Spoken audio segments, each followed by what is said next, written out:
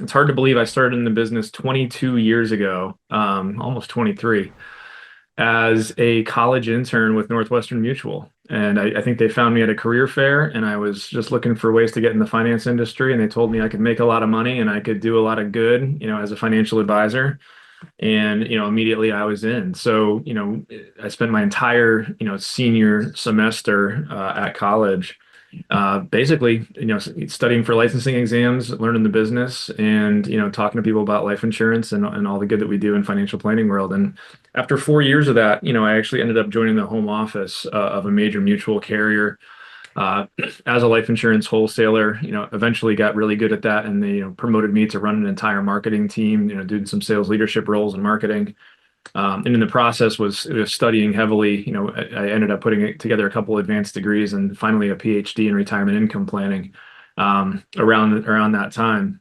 And I just got so convicted around, the message that we tell in this business and the fact that there's so few people talking powerfully about where whole life insurance, dividend paying, participating whole life insurance from some of these, 175-year-olds institutions and where that fits inside of a plan versus I think, some of the people out there thinking that it's a bad deal or it's something that's being sold by commission driven advisors and it's not good for the clients.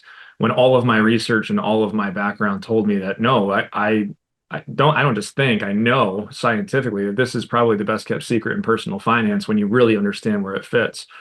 So, here I am today, 5 years after making that decision to leave that home office.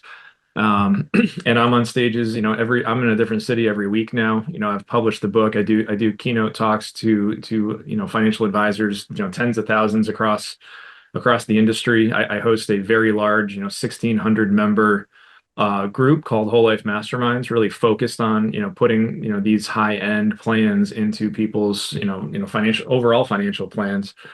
Um, and it's been the honor of a lifetime to do it. And it's grown so much that we're hosting large live events now, first class, 400 advisor events. Just coming together, talking about some of these core principles that, in my opinion, built the industry. The Morgan Stanleys and these investment houses, they didn't build the industry. The financial planning world that we know was really created by these major mutuals and the advisors that they recruited and developed over the last several decades. So that's where I'm at today, just really carrying the torch for this part of our space and talking and helping advisors talk powerfully about it to their clients. So two things you mentioned, you got pretty much recruited at a pretty young age, looking to make some money. So you were attracted by the money aspect that you could do some good and serve people. Was there anything else, just more maybe like personally, that also was creating that drive for you? Because what I've been able to observe and see over the years, observing highly successful entrepreneurs like yourself and even Caleb, Garrett Gunderson, many of the people that were at the events that I've seen you at, they often are just driven by something, maybe a faith, maybe something personal happened to them in their family. So there's like that aspect plus getting early insight or maybe a mentor into a specific field that is non-traditional, just totally different, that is producing phenomenal results. As you mentioned earlier, like you've got scientific data that proves how this asset can fit into somebody's portfolio. So is there anything additional other than like the attraction of making money and helping people out with their finances? Is there something else? If I'm being honest, when I was 21, when I entered the business, I just wanted to make a lot of money. And I was a little bit of a nerd. I loved math and I loved numbers, and I was fascinated by the financial world and investing and all that stuff. And I thought, how cool would it be to, be a financial advisor and make a whole bunch of money and have all kinds of clients and be influential in my community and all that stuff that drives us, to do that.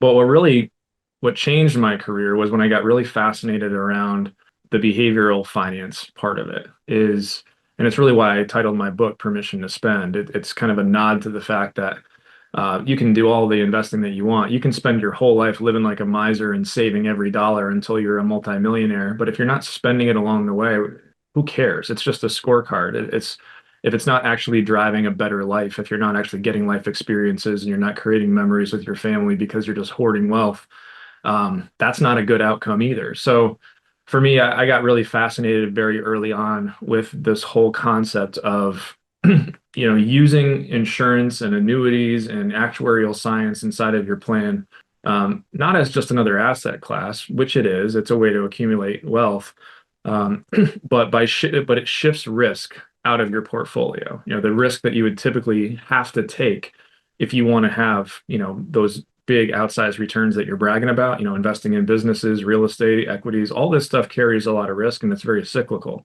But there's just this North Star of, dividend paying, participating whole life insurance, an asset that always goes up in value and along the way protects your family at any stage, whether you're young or 90 years old. It's protecting you along the way.